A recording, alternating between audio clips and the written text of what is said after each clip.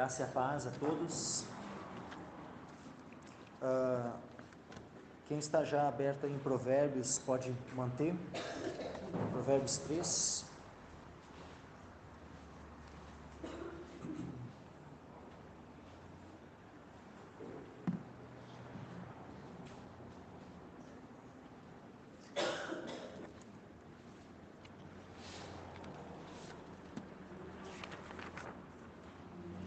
Provérbios capítulo 3. Diácono Gaúcho, ele leu o versículo 9 e o 10. Honra o Senhor com os teus bens, com a primeira parte de todos os teus ganhos, e se encherão os teus celeiros e transbordarão de vinho os teus lagares. É uma palavra, de fato, muito apropriada para esse momento dos dízimos, ofertas. Só que se nós só continuarmos a leitura e lermos, por exemplo, o versículo seguinte já, e o versículo posterior, o 11 e o 12, nós vamos entrar exatamente na mensagem que nós temos para hoje.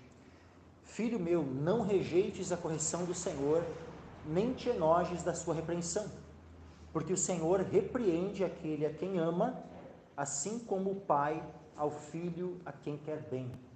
Vamos ler mais uma vez. E leiam junto comigo, se puderem. Porque, versículo 11.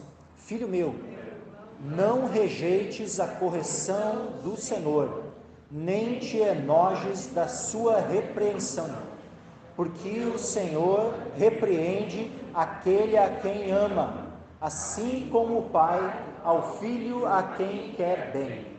Amém. Podem se sentar todos.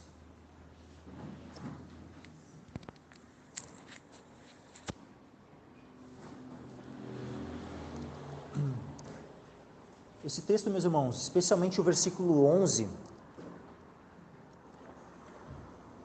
quando diz assim, filho meu, não rejeites a correção do Senhor. Esse termo correção, ele é uma palavra hebraica, que ela, vamos dizer assim, transliterada, seria musar. E essa palavra ela vai aparecer 50 vezes no Antigo Testamento. E dessas 50 vezes, 31 vezes aparece no livro de Provérbios. Então, Provérbios é o livro onde mais aparece essa palavra, correção. Só que não apenas simplesmente traduzida, essa palavra musar, traduzida como correção, mas traduzida também como instrução, como disciplina. E justamente o tema que nós vamos tratar é sobre disciplina. E a disciplina, ela, antes de qualquer coisa, ela é a disciplina do Senhor. E o Senhor, ele vai disciplinar os seus filhos. Muitas vezes Deus vai fazer isso, ele mesmo assume, e faz isso independente da ação de qualquer homem. Deus vai e disciplina. Mas outras vezes Deus vai usar o seu povo, vai usar a sua igreja para disciplinar algum membro da igreja que precisa, que necessita da disciplina. E eu quero que os irmãos abram agora comigo lá em Hebreus capítulo 12. É interessante porque em Hebreus 12 nós vamos ver que aquele texto ele cita esta passagem de Provérbios, esses 2 versículos de Provérbios que nós acabamos de ler. Hebreus capítulo 12, versículo 1 em diante.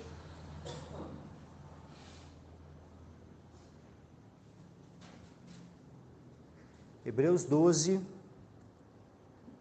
versículo 1 em diante. Diz assim: portanto, nós também, pois que estamos rodeados de uma tão grande nuvem de testemunhas, deixemos todo o embaraço e o pecado que tão de perto nos rodeia e corramos com paciência a carreira que nos está proposta, olhando para Jesus, autor e consumador da fé, o qual, pelo gozo que lhe estava proposto, suportou a cruz, desprezando a afronta, e assentou-se à destra do trono de Deus. Considerai, pois, aquele que suportou tais contradições dos pecadores contra si mesmo, para que não enfraqueçais, desfalecendo em vossos ânimos. Ainda não resististes até ao sangue, combatendo contra o pecado. Vejam, meus irmãos, antes de nós prosseguirmos na leitura,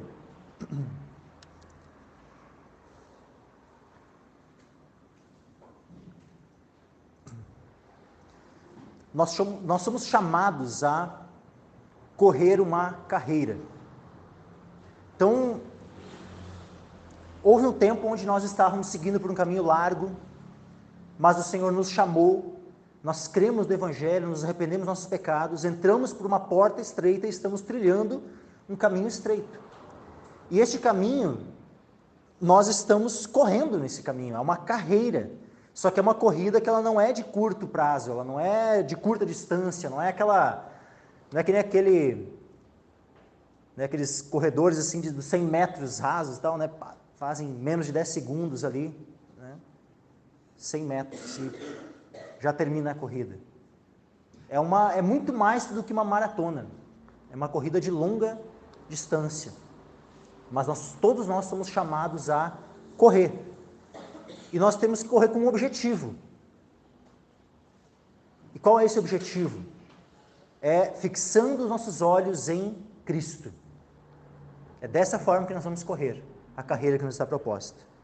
Vejam, corramos com paciência a carreira que nos está proposta, olhando para Jesus. É para Ele que nós vamos olhar, porque Ele é o autor e consumador da fé. E Ele é o nosso exemplo, porque nessa carreira, para nós corrermos essa carreira, nós precisamos nos arrepender do pecado, nos desprender do pecado. Como diz aqui, deixemos todo o embaraço e o pecado. Porque tudo isso vai nos impedir de chegar até o fim da carreira. Então nós precisamos olhar firmemente para Jesus enquanto corremos essa carreira.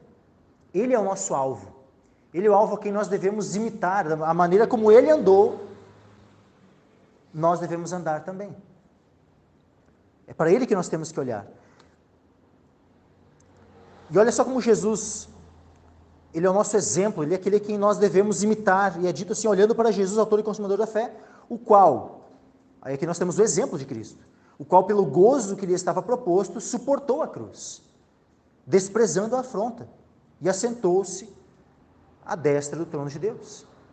Considerai, ou seja, pensem, reflitam, meditem, considerem, pois, aquele que suportou tais contradições dos pecadores contra si mesmo. Ou seja, Cristo ele não pecou jamais. Cristo ele foi obediente até a morte e morte de cruz. Ele lutou contra o pecado e venceu, derramando o seu próprio sangue. Mas nós, meus irmãos, nós estamos nessa luta contra o pecado, muitas vezes nós estamos em circunstâncias, diante de tentações, diante de tantas que não são fáceis, são situações difíceis. Nós vamos desfalecer em nossos ânimos? Nós vamos enfraquecer? Não. Versículo 4 ainda diz assim, ainda não resististes até o sangue, combatendo contra o pecado.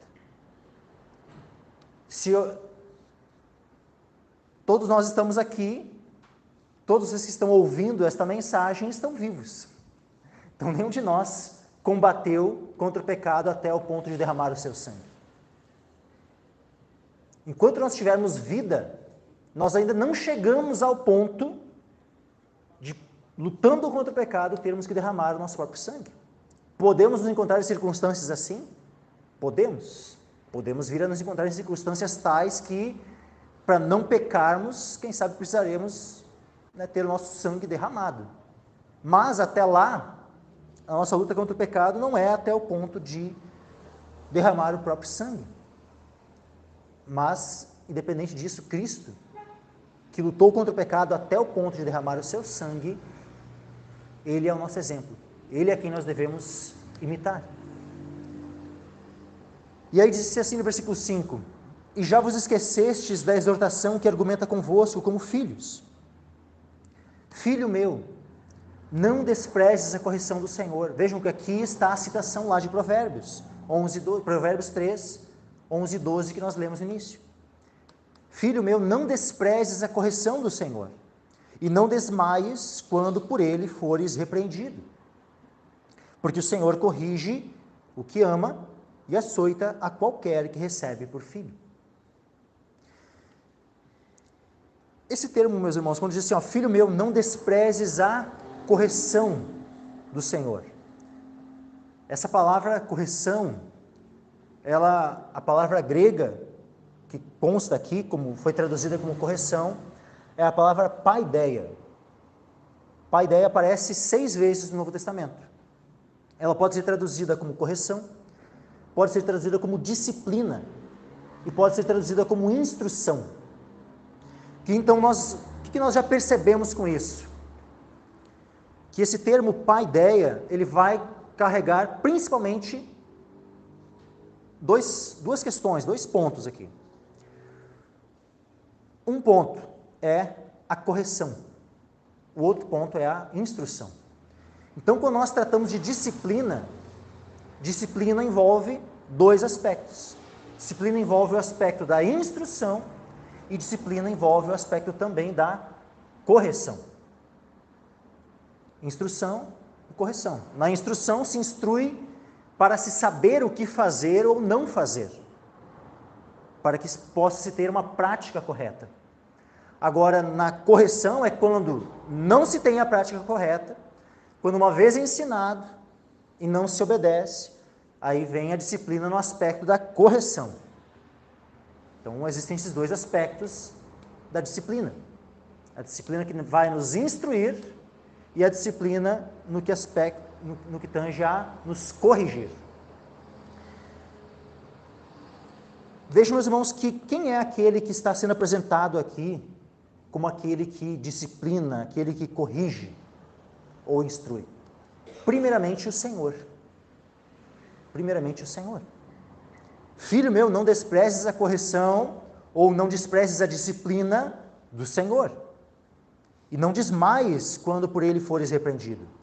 Porque o Senhor corrige o que ama e açoita qualquer que recebe por filho. Aqui, porque o Senhor corrige. Aqui é um verbo. Vejam que correção é um substantivo. Corrige é o verbo. E é um verbo que tem a mesma correspondência no grego ao termo paideia. Aqui é o verbo paideu, que ele vai aparecer 13 vezes no Novo Testamento. Dessas 13 vezes, elas são traduzidas como castigar, como instruir, como repreender, como corrigir. Então, também tem o aspecto da instrução, né, instruir, mas vai também trazer o aspecto da correção, do castigo, da repreensão. Então, porque o Senhor corrige o que ama e açoita a qualquer que recebe por filho. Ou seja, porque poderia ser traduzido assim também, porque o Senhor disciplina o que ama. O Senhor corrige o que ama, o Senhor disciplina o que ama. E açoita a qualquer que recebe por filho. E aí nós temos em tempos, né, onde, agora falando, né, da instrução dos filhos, onde chega a existir uma lei chamada Lei da Palmada, né, assim, que visa, né, coibir os pais de usarem castigos físicos para com seus filhos. Sendo que o Senhor, pense se isso fosse algo mal, algo ruim, um pai corrigir, mesmo que, né, usando um castigo físico, usando uma vara, por exemplo. Se isso fosse algo ruim, será que Deus seria apresentado como aquele que corrige, que disciplina, aquele que ama e açoita? Tá vendo? Com muita clareza aqui, né? O Senhor açoita a qualquer que recebe por filho. Já recebeu aí alguma vez algum açoite do Senhor? Quem já recebeu aí, levanta a mão. O Senhor corrige o que ama. Se tu é amado por Deus, saiba que Deus vai te corrigir. Deus não vai te deixar sem correção, uma vez que Ele te ama. Ele não vai te deixar sem disciplina, indisciplinado. Ele vai açoitar a qualquer que recebe por filho. Nós todos fomos recebidos, é tão bom, né? Enchemos a boca para falar assim, eu sou filho de Deus. É realmente muito bom, porque se tem algo do que nós podemos nos gloriar é no Senhor. É de pertencermos ao Senhor. De sermos filhos de Deus. Só que nós precisamos saber que aquele que se torna um filho de Deus, aquele que foi feito um filho de Deus, ele vai ser açoitado. Aquele que o Senhor recebe por filho, como diz aqui, o Senhor açoita qualquer que recebe por filho. Versículo 7.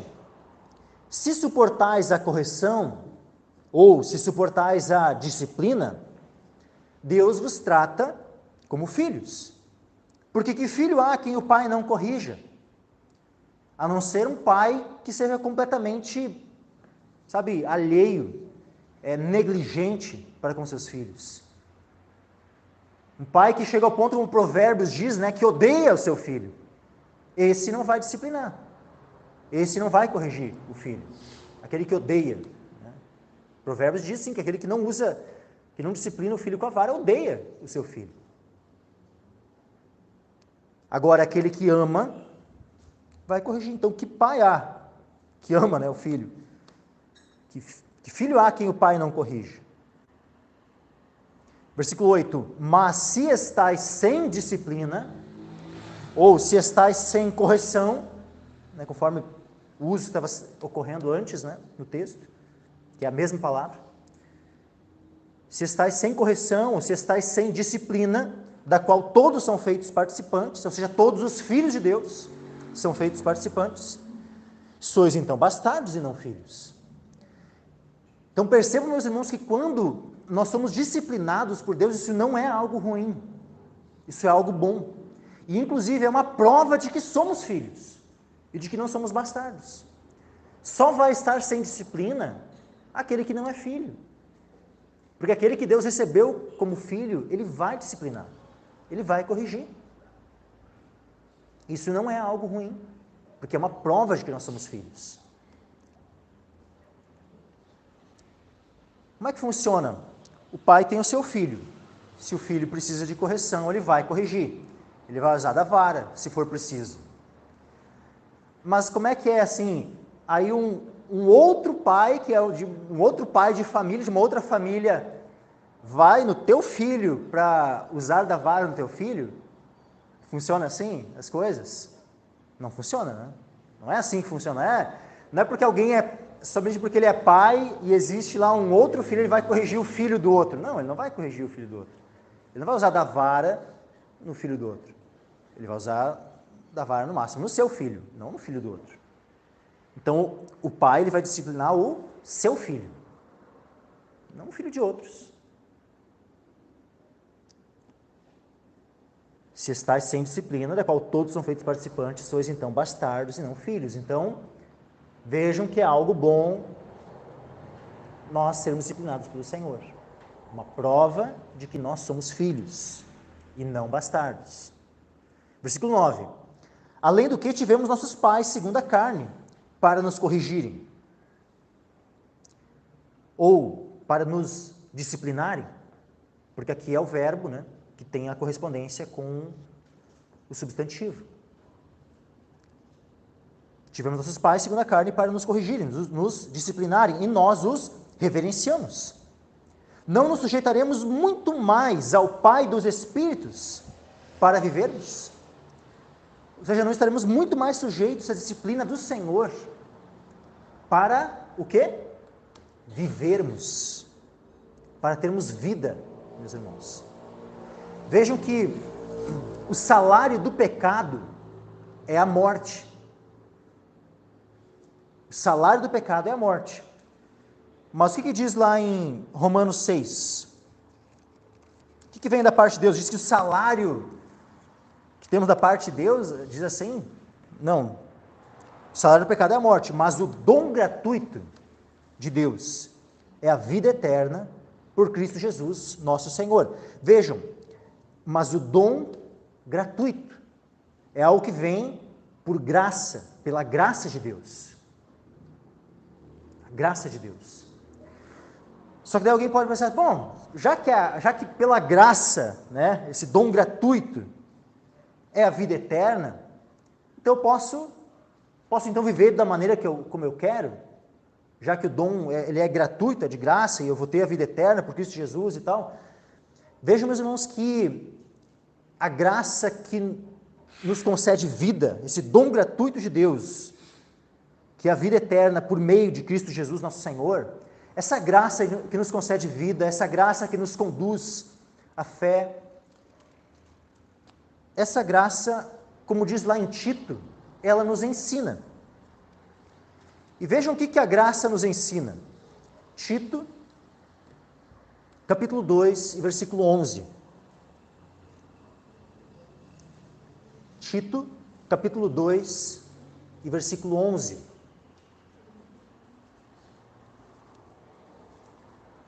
Vai dizer assim, porque a graça salvadora de Deus se há manifestado a todos os homens. Vejam, a graça salvadora de Deus se há manifestado a todos os homens. Ou seja, essa mesma graça que nos concede vida eterna. A graça que nos concede salvação. A graça salvadora de Deus se há manifestado a todos os homens. E o que essa graça faz? Versículo 12. Ensinando-nos que... Vejam que esse verbo aqui, ensinando-nos, é o mesmo verbo paideu. Ou seja, poderia ser traduzido aqui, instruindo-nos ou disciplinando-nos. Disciplinando-nos. De que forma? Que renunciando à impiedade, às concupiscências mundanas, vivamos neste presente século sóbria e justa e piamente, aguardando a bem-aventurada esperança e o aparecimento da glória do grande Deus e nosso Salvador Jesus Cristo. Então vejam, a graça ela nos ensina a isso, meus irmãos. Se nós fomos alcançados pela graça de Deus, se fomos salvos pela graça de Deus, como diz, pela graça sois salvos, por meio da fé. Isso não vem de vós, é dom de Deus. Se pela graça nós fomos salvos, esta mesma graça que nos salvou, é uma graça que nos ensina, é uma graça que nos instrui, é uma graça que nos disciplina, meus irmãos. De que forma? Ela nos ensina a nós renunciarmos à impiedade, ou seja, a nos arrependermos do pecado. Isso é renunciar à impiedade. Veja que aqui é um sinônimo, renunciar à impiedade é um sinônimo de arrepender-se do pecado. A renunciarmos à impiedade, a renunciarmos às concupiscências mundanas. E a graça também, ela nos ensina, ela nos disciplina para vivermos neste presente século, ou seja, para vivermos neste mundo de maneira sóbria, justa e piamente, ou seja, de forma piedosa. Então vejam tudo que a graça nos ensina, nos disciplina. Voltando lá para Hebreus capítulo 12.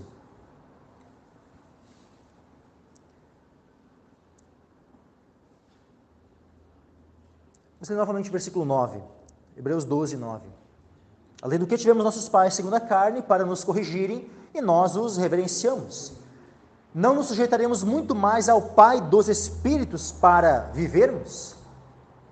Então nós nos sujeitamos a Deus, ao Pai, que por sua graça nos alcançou, nos chamou, nos ensinou, para nos dar vida.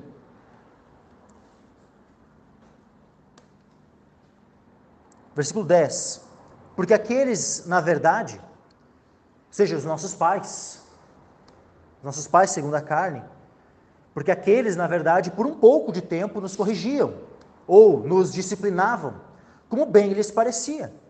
Mas este, ou seja, o nosso Pai, o nosso Deus, mas este para nosso proveito, para sermos participantes da sua santidade.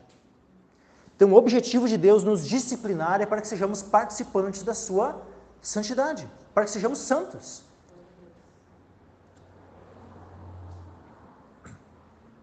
Que é, meus irmãos, algo que nós vemos presente em toda a Escritura. Esse chamado da parte de Deus para que sejamos santos. Sede santos como eu sou santo, diz o Senhor. Isso nós vemos na lei de Moisés, nós vemos em várias porções da Escritura, esse chamado, esse imperativo para nós, de sermos santos assim como Ele é santo. O próprio texto, ali em 1 Pedro, capítulo 1, vai dizer isso.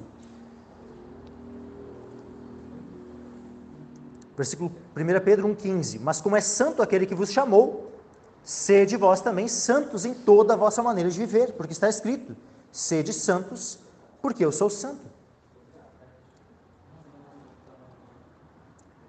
Então, meus irmãos, Deus ele deseja, como nosso Pai e nós como seus filhos, que nós sejamos santos como Ele é santo, que sejamos participantes da sua santidade. Existem vários atributos de Deus, meus irmãos, que nós não temos participação. Deus ele é onisciente. Nós temos ou algum dia teremos participação na sua onisciência? Não. Deus ele é onipresente. Algum dia nos tornaremos onipresentes como Ele? Não. Deus ele é onipotente. Algum dia seremos participantes da sua onipotência? Não, meus irmãos. Mas Deus é santo. E Deus deseja que nós sejamos participantes da sua santidade. Então existem atributos de Deus, meus irmãos, que não são comunicáveis. Ou seja, aos quais nós não temos participação. Mas existem sim outros atributos aos quais nós temos participação. Deus deseja que nós sejamos participantes, que tenhamos comunhão com Ele. E é por isso que Ele nos disciplina. Deus ele nos disciplina para que tenhamos comunhão com Ele, participação com Ele, nesses atributos dEle que são comunicáveis.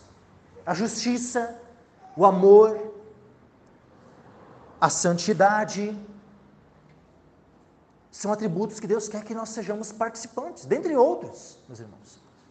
A misericórdia, a gente poderia aqui citar vários atributos de Deus, a bondade, e poderia ter uma lista grande aqui de atributos de Deus, aos quais Deus deseja que nós sejamos participantes com Ele. Então, vejam que o objetivo de Deus nos disciplinar é para que sejamos participantes da sua santidade. É para nosso proveito, vejam. Mas ou seja, Deus, Ele nos disciplina para nosso proveito, para sermos participantes da sua santidade. Isso é algo proveitoso para nós, meus irmãos. Não é algo inútil, não é algo sem proveito. Tu viver uma vida santa nesta terra não é algo inútil, não é algo sem proveito. Pelo contrário, é algo proveitoso. E é algo que te vai trazer um proveito não apenas para esta vida, meus irmãos, mas especialmente para o que tange ao mundo vindouro, para a eternidade, principalmente. A piedade, é dito que a piedade ela tem a promessa da vida que agora é e da que há de vir. Então, meus irmãos, nós já vamos ter sim proveito, benefícios de vivermos uma vida em santidade já aqui. Mas não é só aqui, é principalmente para a eternidade, meus irmãos. Aquilo que nós fazemos aqui vai refletir na eternidade. Mesmo alguns ímpios, às vezes, conseguem entender essas coisas. Esses dias eu estava assistindo o filme O Gladiador, e tinha lá a frase que os atos, né, que são feitos aqui, eles refletem na eternidade. Só que pensa, pagãos, ímpios conseguem ter às vezes uma noção disso. Só que eles nem têm ideia, a noção que eles têm de eternidade é completamente distorcida. E a noção dos atos que vão refletir na eternidade também não são os atos de fato aquilo que Deus nos prescreveu. Mas vejam, meus irmãos, nós temos o conhecimento revelado por Deus na sua palavra no que tange à eternidade. E de fato, o que nós podemos fazer nesta terra que vai ter esse efeito benéfico, proveitoso para a eternidade. Então, com muito mais propriedade, nós podemos afirmar que sim, aquilo que nós fazemos aqui vai ter reflexos na eternidade. O que nós fazemos de bom e o que nós fazemos de mal. Porque nós vamos ter que prestar contas diante do Senhor de tudo que fizemos de bom ou de mal. E o bom é que, quando nós agirmos mal e formos disciplinados pelo Senhor, que nós aprendamos. Que nós recebamos essa disciplina, que nós venhamos a agir, como diz ali, no versículo, voltando lá no versículo 5, não desprezes a correção do Senhor, que não venhamos a desprezar a correção do Senhor. Pelo contrário, aceitá-la, recebê-la. Não desmaies quando por ele fores repreendido. Não, nós venhamos a receber e sermos moldados pela disciplina do Senhor. Sermos trabalhados, sermos corrigidos e passarmos então a viver em santidade. Porque de que adianta o Senhor nos disciplinar e nós rejeitarmos, nós resistirmos, em vez de resistirmos ao pecado, resistirmos à disciplina do Senhor? De que adianta isso, meus irmãos? Que proveito vem daí? Não vai trazer proveito nenhum, meus irmãos. Versículo 11 diz assim, ó, e na verdade toda correção ao presente, ou na verdade toda a disciplina ao presente, não parece ser de gozo, ou seja, não parece, nos dar um motivo para nos alegrarmos. Então, toda correção ao presente não parece ser de gozo, senão de tristeza, mas depois produz um fruto pacífico de justiça nos exercitados por ela. Então, meus irmãos, vejam que quando nós somos disciplinados pelo Senhor, pode acontecer que no momento não pareça ser algo que vá, ser alegre, algo que deveria gerar, gozo, alegria em nosso coração. Só que percebam que toda disciplina, ela tem um fim, e um fim que é bom, um fim que é proveitoso. O Senhor quer que nós sejamos participantes da sua santidade. E como diz aqui, o que vai produzir a disciplina?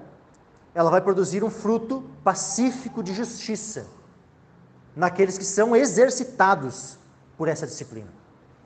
Então, se formos exercitados, trabalhados, moldados pela disciplina do Senhor, essa disciplina, essa correção, ela vai produzir em nós um fruto pacífico, de justiça. Que frutos, por exemplo, nós podemos entender? A obediência é um fruto. Outro fruto que nós podemos entender é o fruto, aquele que é descrito lá em Gálatas. Por exemplo, o fruto do Espírito.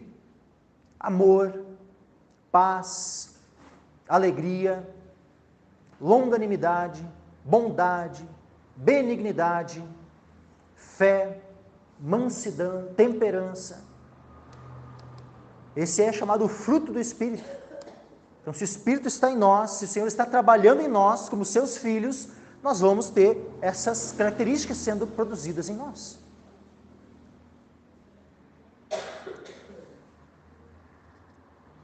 Um fruto de justiça, ou seja, é um fruto de obediência. É interessante que é dito aqui, um fruto pacífico de justiça. Poderia ter sido escrito assim, só um fruto de justiça. Um fruto de justiça, ou seja, a pessoa passa a dar frutos, no sentido da justiça, no sentido da obediência a Deus, de fazer tudo aquilo que Deus, estabeleceu na sua palavra, como tendo revelado a sua vontade. Mas fala um fruto pacífico de justiça. Se fala um fruto pacífico, quer dizer que isso tem conexão com a paz. E é interessante, meus irmãos, que quando nós somos justificados, nós passamos a ter paz com Deus. Um dos resultados da justiça, que nos é imputada pela fé em Cristo, é que nós passamos a ter paz com Deus. E como resultado disso, assim como aquele que ama a Deus deve amar o seu irmão, nós também passamos a ter paz uns com os outros. Então, esse fruto de justiça, ele está permeado pela paz, meus irmãos. Ele está permeado pela paz. E a paz é algo tão notório aqui nessa passagem que nós já vamos ver na sequência. Como novamente a paz vai ser enfatizada, meus irmãos. Vamos lá. Versículo 12. Portanto, tornai a levantar as mãos cansadas e os joelhos desconjuntados. Por que fala dessa forma, Portanto, tornai a levantar as mãos cansadas, os joelhos desconjuntados. Olha o 13. E fazei veredas direitas para os vossos pés, para que o que manqueja não se desvie inteiramente, antes seja sarado. Porque, meus irmãos, aqui está voltando aquela analogia inicial da corrida, da carreira que nos está proposta. Uma carreira que muitas vezes nós acabamos, durante essa carreira, tropeçando. O pecado nos faz tropeçar, o pecado nos embaraça. Imagina, tu está ali, numa carreira, e quando vê tem algo que te embaraça os teus pés. Como é que tu vai conseguir correr? Tu vai conseguir correr? O que mais provavelmente vai acontecer se algo embaraça os teus pés? O que é embaraçar? Sabe, algo que está embaraçado e está, sabe, preso ali, tá? Né? Seja com cordas, seja com cipó, no meio do mato ali, embaraçado e tal. É isso. Tu vai estar ali, tu não vai mais conseguir, ou tu vai cair por estar embaraçado, ou tu não vai conseguir seguir adiante. O pecado faz isso, mas agora, quando alguém peca e é disciplinado pelo Senhor, esse que é disciplinado pelo Senhor, e nós somos exercitados então por essa disciplina, nós somos corrigidos por essa disciplina, o que vai acontecer? Nós vamos nos arrepender do pecado. Nós vamos então deixar todo o embaraço e o pecado. Nós vamos então fazer o quê? Tornar a levantar as mãos cansadas, os joelhos desconjuntados. Ou seja, aquele que teve uma queda e que já não estava mais conseguindo ir adiante na corrida, agora vai ser restaurado pela disciplina, para poder novamente correr a carreira que lhe está proposta, olhando para Jesus, o autor e consumador da fé. Portanto, tornai a levantar as mãos cansadas, os joelhos desconjuntados, fazei veredas direitas para os vossos pés. Não vai mais estar se desviando para a direita, para a esquerda, não, vai seguir aquele caminho estreito e reto diante de si, que é um caminho de justiça, que é um caminho de santidade. Como diz lá em Isaías, né? E será chamado o caminho santo. O caminho do Senhor é um caminho que ele é chamado pelo profeta Isaías de o caminho santo, ou o caminho de santidade. Fazei veredas direitas para os vossos pés, para que o que manqueja não se desvie inteiramente, antes seja sarado. Então veja, muitas vezes, né, a comparação agora que é feita daquele que está, sabe, lutando contra o pecado, é que ele está manquejando. Mas vejam, aquele que caiu no pecado está caído. Mas aqui é alguém que se colocou novamente de pé e vai estar lutando contra o pecado. Ele está manquejando. Mas qual é o objetivo da disciplina? Não é que esse que está manquejando continue manquejando por esta vida. É que ele seja sarado. Então o objetivo da disciplina, meus irmãos, é sarar aquele que está manquejando, é colocar primeiramente ele de pé. Agora, vai caminho agora. E muitas vezes o vencer o pecado não vai ser do dia para a noite, assim, ó.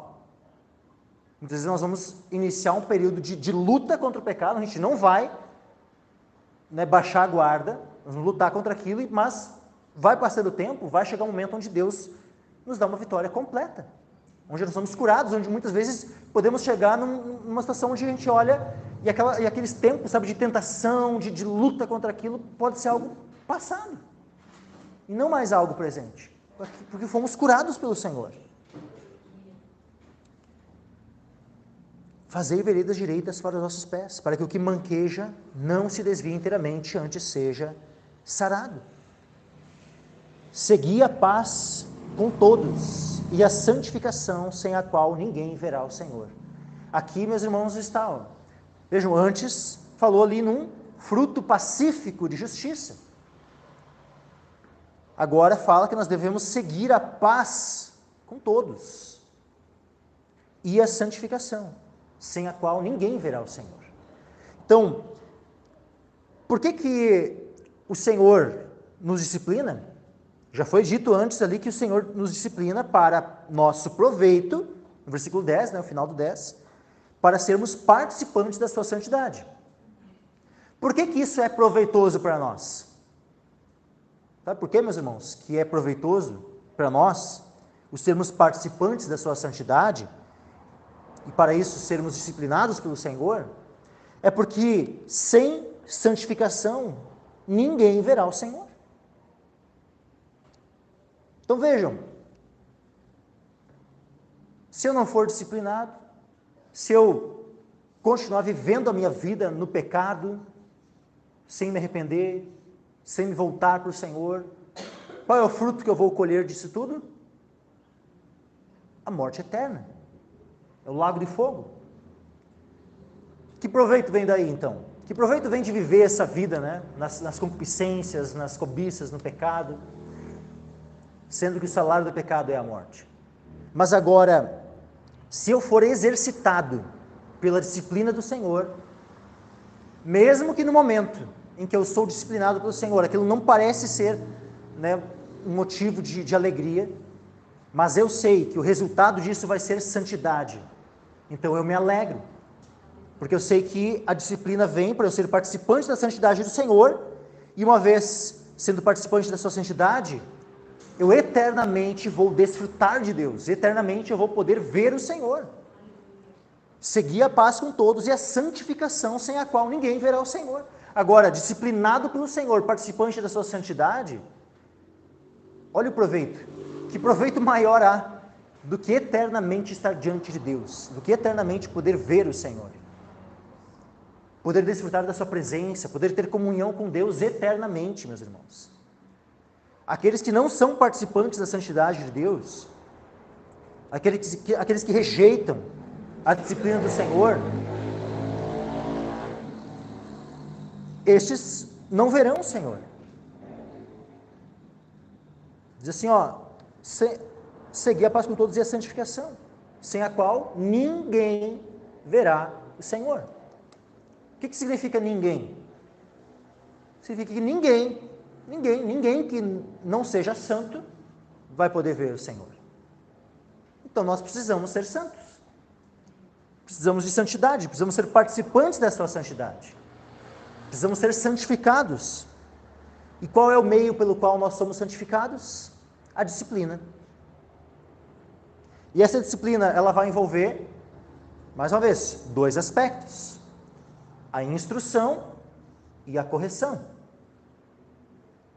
A instrução nós já vimos, eu já citei ali a graça de Deus que nos instrui, que nos ensina a renunciar às concupiscências mundanas.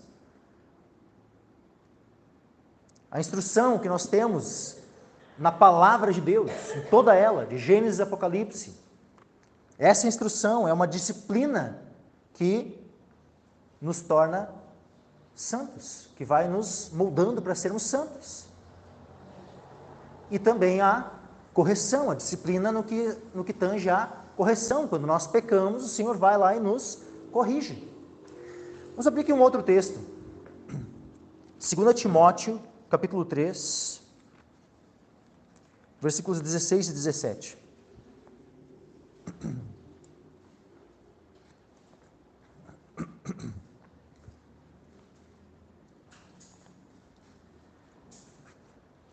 Segundo Timóteo 3, versículos 16 e 17. Diz assim, toda a Escritura é divinamente inspirada e proveitosa para ensinar, para repreender, para corrigir, para instruir em justiça, para que o homem de Deus seja perfeito e perfeitamente instruído para toda boa obra. Meus irmãos, esse texto aqui é de uma riqueza, assim, que é um texto maravilhoso, assim. Eu chego a perder as palavras, assim, né, de tanta riqueza que nós temos nesse texto. Nós vamos poder falar a partir dele sobre a inerrância das Escrituras, sobre a inspiração das Escrituras, inclusive a preservação delas. Sabe, tudo que tange, né, sobre a doutrina das Escrituras. Esse aqui é um dos textos principais, meus irmãos. Só que vejam que aqui é dito também sobre qual é o objetivo da Escritura, quais são... Toda a Escritura é divinamente inspirada e proveitosa. Proveitosa para quê? Ela é útil para quê? Ela é proveitosa para ensinar. Ou seja, para sermos doutrinados. Aqui o verbo aqui ensinar poderia também ser traduzido assim, doutrinar, né? Para repreender. Então, quando alguém peca, a Escritura, ela é proveitosa para sermos repreendidos por ela. Para corrigir. Também de maneira muito semelhante, né, ao repreender, para sermos corrigidos. Só que vejam que o termo disciplina, ele está presente aqui, mas não é o termo aqui corrigir. é o para instruir em justiça. Ou seja, é para a disciplina em justiça, para sermos disciplinados em justiça. Então a Escritura, ela é proveitosa para a nossa disciplina em justiça, meus irmãos. Ou seja, para a nossa instrução, especialmente. Então a Escritura, o foco, né, toda a Escritura, ela é proveitosa para nós sermos disciplinados. Então nós sermos instruídos na Escritura vai servir para nós sermos disciplinados, para nós sermos, então, santos, participantes da santidade de Deus. Como diz ali, para que o homem de Deus seja perfeito e perfeitamente instruído para toda boa obra. Em Efésios, capítulo 6, versículo 4, é uma palavra que ela se refere uma ordem, uma instrução para os pais em relação aos seus filhos. Efésios 6, 4. Diz assim: vós, pais, não provoqueis a ira a vossos filhos, mas criai-os na doutrina e admoestação do Senhor. Aqui o termo doutrina é o mesmo substantivo aqui, paideia, ou seja, poderia ser, mas criai-os na educação e admoestação do Senhor, ou criai-os na correção e admoestação do Senhor, criai-os na disciplina e admoestação do Senhor, ou criai-os na instrução e admoestação do Senhor. Então, os nossos filhos devem ser instruídos, devem ser doutrinados, disciplinados, conforme a vontade revelada pelo Senhor. Ou seja, com base, então, nas Escrituras. Mesma Escritura que é proveitosa, toda ela, para nos instruir, para nos corrigir, para nos disciplinar. Então vejam que a disciplina, meus irmãos, ela tem então esses dois aspectos, o da instrução e o aspecto da correção. Quero ainda focar mais alguns textos aqui.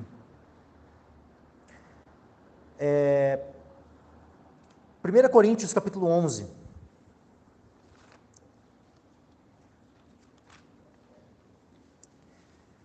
Hoje nós temos a ceia do Senhor, e esse texto aqui de 1 Coríntios 11 é o texto clássico da ceia do Senhor.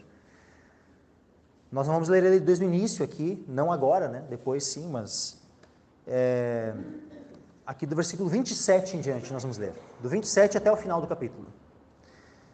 Diz assim, portanto, qualquer que comer este pão ou beber o cálice do Senhor indignamente, será culpado do corpo e do sangue do Senhor.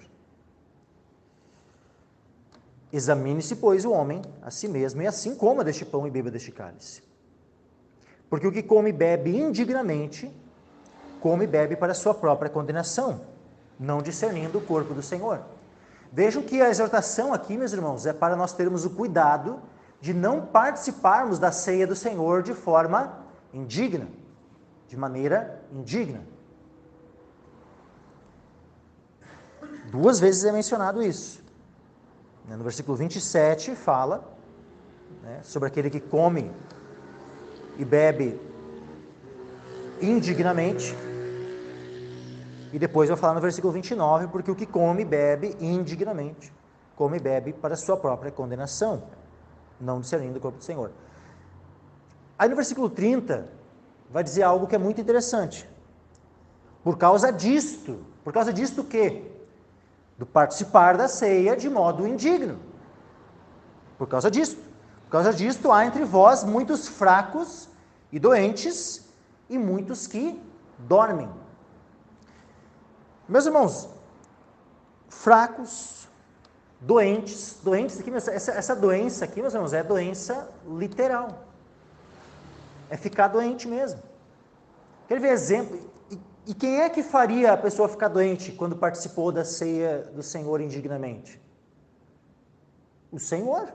É a disciplina do Senhor. Vejam, meus irmãos, que isso aqui é o Senhor quem faz. Por causa disso, há entre vós muitos fracos, doentes e muitos que dormem. Isso aqui, meus irmãos, esses 3 itens aqui, ó, a fraqueza, a doença e o dormir. O dormir aqui é apenas uma analogia para morte. Tá? Morte mesmo. Não é dormir no culto, assim, não é ficar ali pescando ali enquanto, né, o pregador está ministrando a palavra. Não é esse dormir aqui. Veja que há uma crescente, né?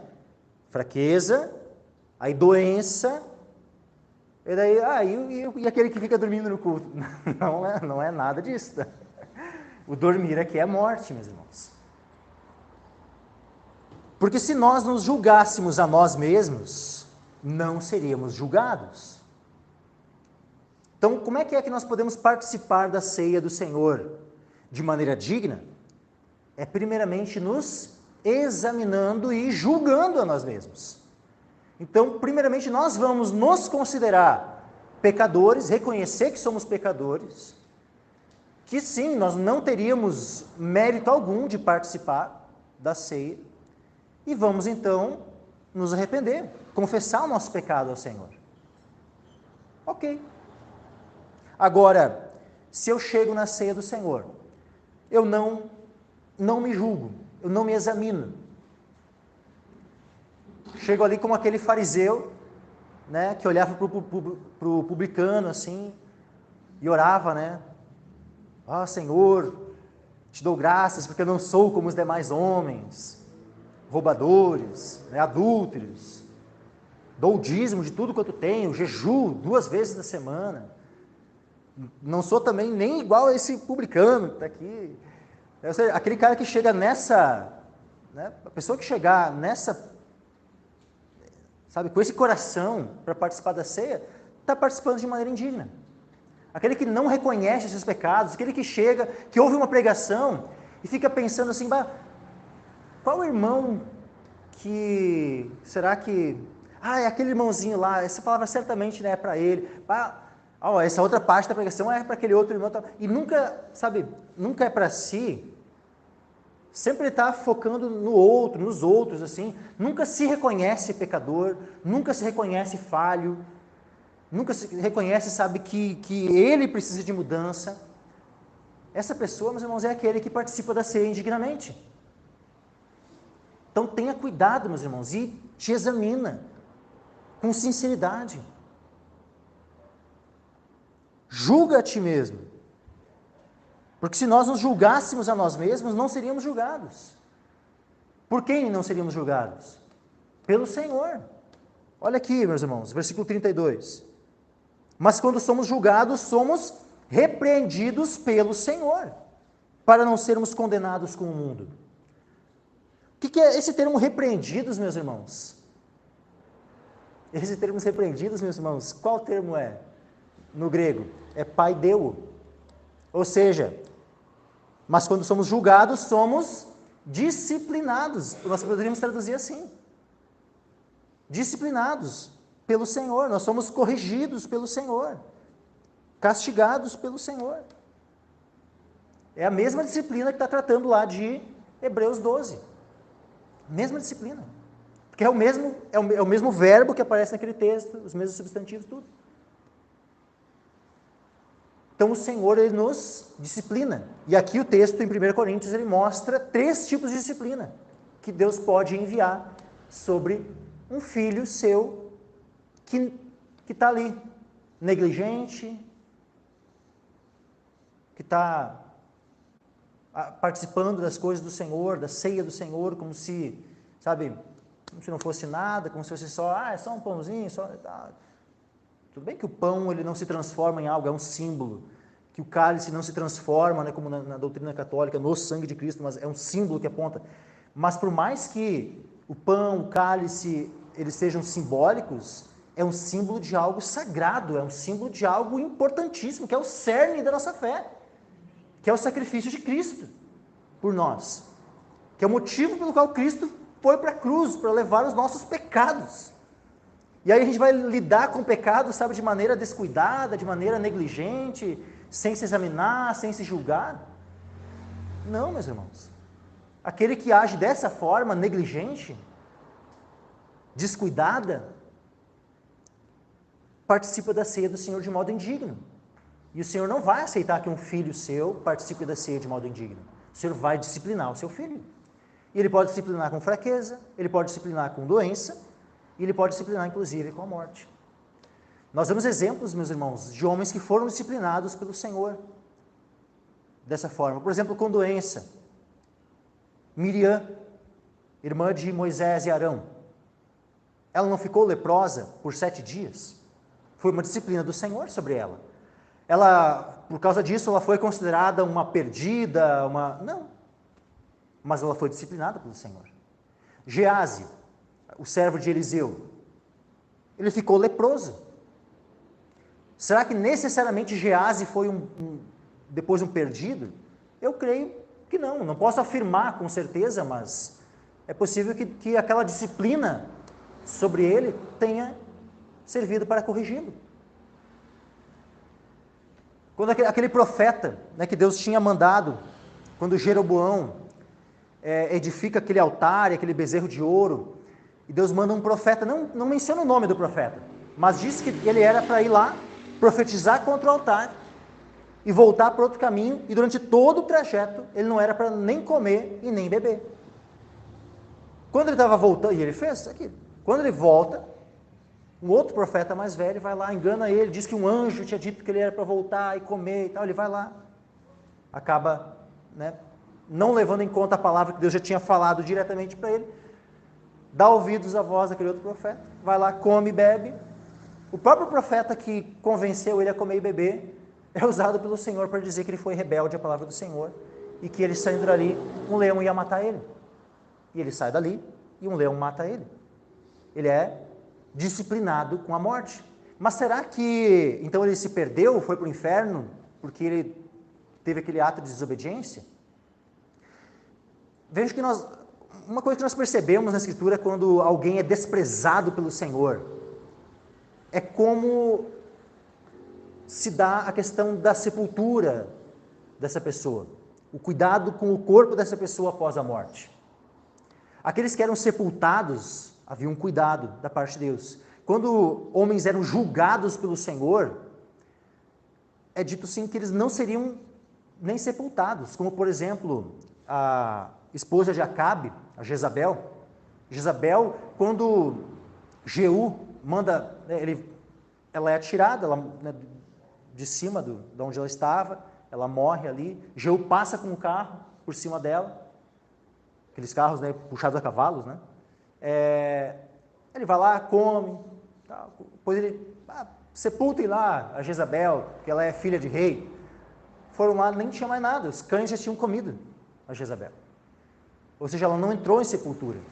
Assim como vários outros que Deus julgou, nem entravam em sepultura, ou tinham as suas sepulturas violadas, seus ossos espalhados.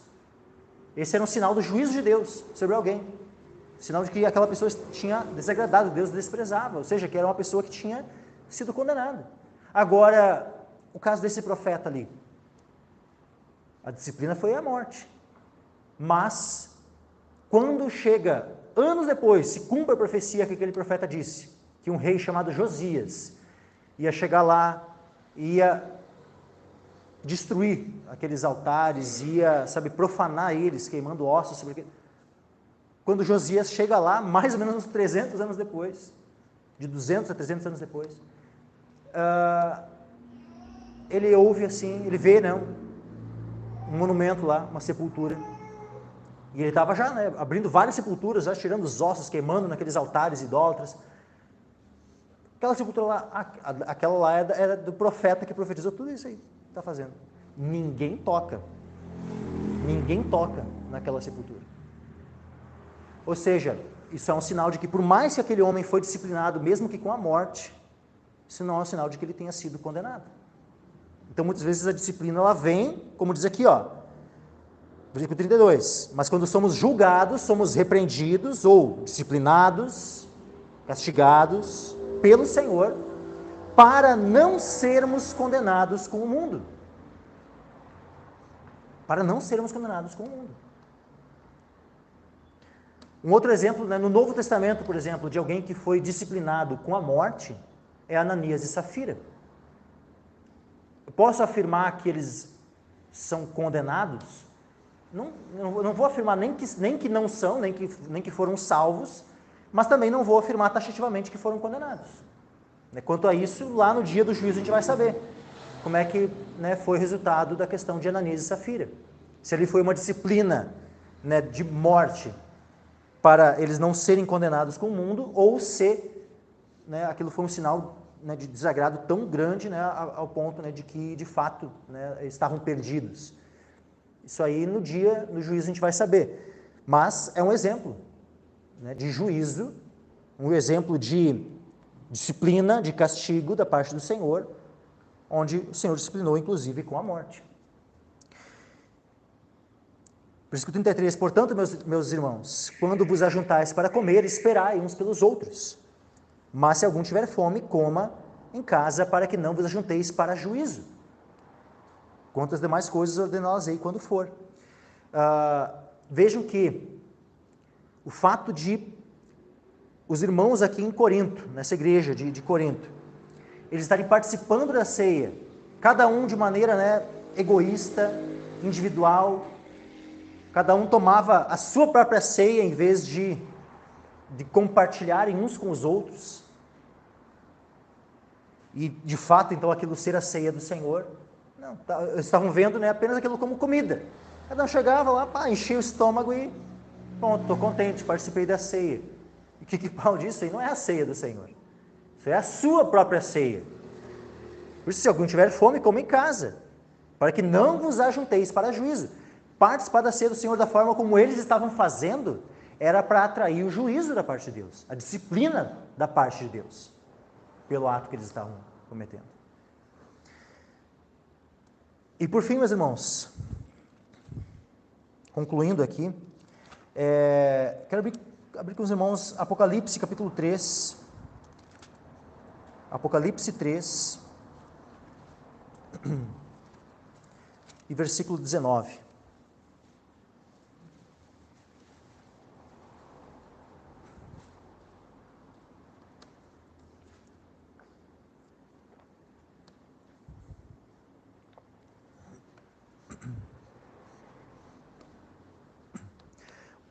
Vamos ler um pouquinho antes já. Vamos ler desde o versículo 14 já. É a carta à igreja Laodiceia. Apocalipse 3, versículo 14 em diante. E ao anjo da igreja de Laodiceia escreve: isto diz o Amém, a testemunha fiel e verdadeira, o princípio da criação de Deus. Conheço as tuas obras, que nem és frio nem quente. Quem dera foras frio ou quente.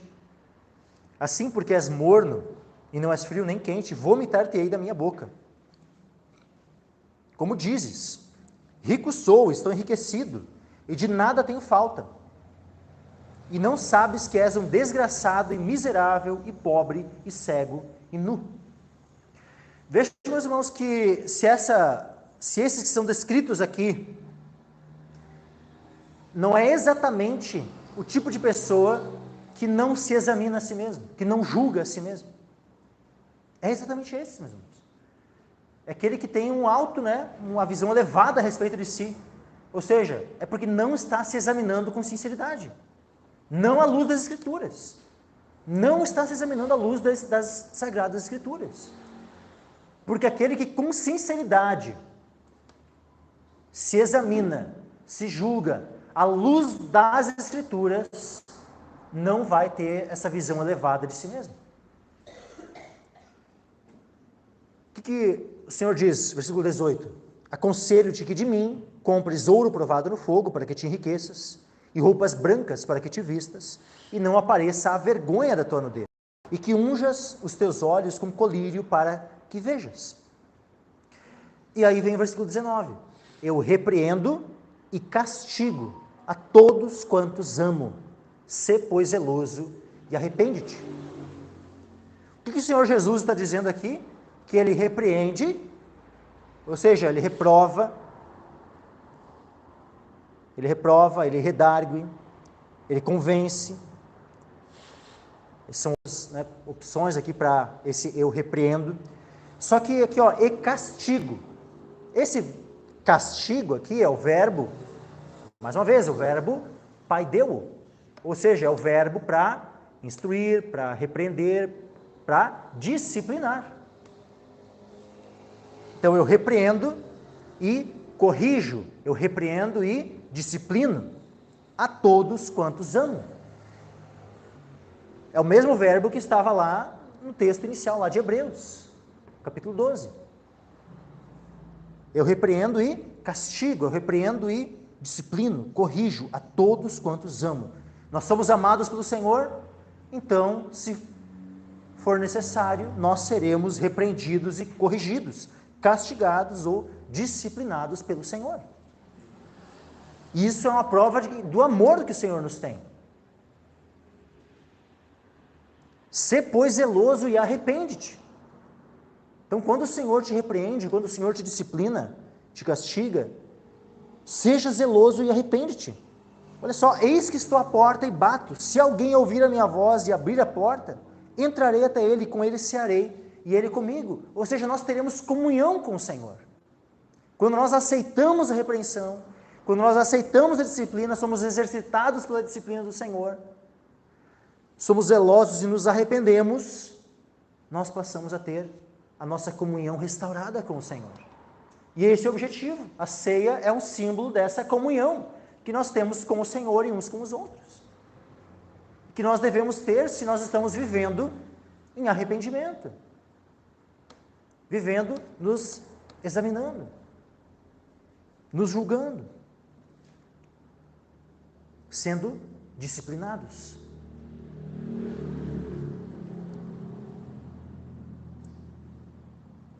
O Senhor repreende e castiga todos quantos ama. A nossa parte é sermos zelosos e nos arrependermos. Dessa forma nós vamos cear, vamos poder estar à sua mesa, vamos poder ter essa comunhão tanto pessoal com o Senhor, essa comunhão na família de Deus, que é a sua igreja, e essa comunhão ela é tanto hoje como para a eternidade. É tanto essa ceia nessa mesa hoje, como é uma ceia que nós vamos poder desfrutar para a eternidade. Esse é o proveito que nós temos em sermos participantes da disciplina e da santidade do Senhor, que é o resultado da disciplina. É vida eterna.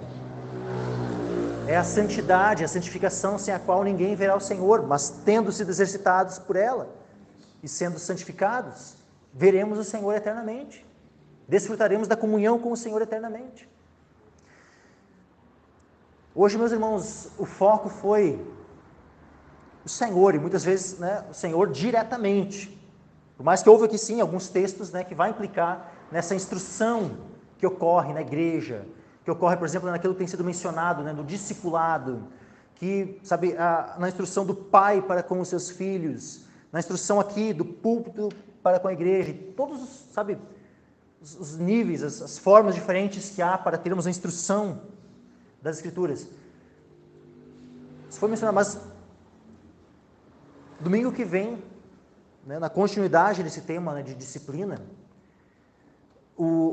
vai haver esse foco naquela disciplina, especialmente no que tange na correção de quando algum membro da igreja está em pecado. Então a gente vai ver, domingo que vem, então, de maneira bem ampla, assim, vários textos da Escritura.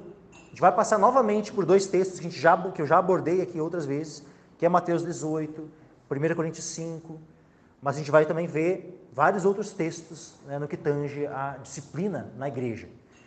Porque Deus, Ele disciplina. E Ele disciplina tanto diretamente, mas Ele também disciplina, ou seja, Ele também delega à sua igreja a disciplina.